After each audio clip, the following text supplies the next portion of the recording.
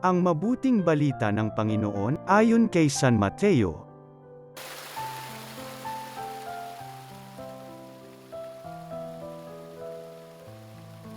Si Jacob, ang ama ni Jose na asawa ni Maria. Si Maria naman ang ina ni Jesus na tinatawag na Kristo. Ganito ang pagkapanganak kay Hesukristo. Si Maria na kanyang ina at si Jose ay nakatakda ng pakasal. Ngunit bago sila nakasal, si Maria ay natagpo ang nagdadalang tao. Ito'y sa pamamagitan ng Espiritu Santo. Isang taong matuwid itong si Jose na kanyang magiging asawa, ngunit ayaw niyang mapahiya si Maria, kaya ipinasya niyang hiwalayan ito ng lihim. Samantalang iniisip ni Jose ito, nagpakita sa kanya sa panaginip ang isang anghel ng Panginoon.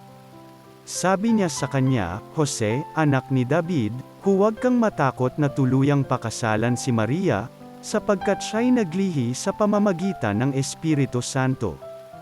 Manganganak siya ng isang lalaki at ito'y pangangalanan mong Jesus, sapagkat siya ang magliligtas sa kanyang bayan sa kanilang mga kasalanan." Nang magising si Jose, sinunod niya ang utos ng anghel ng Panginoon. Ang mabuting balita ng Panginoon.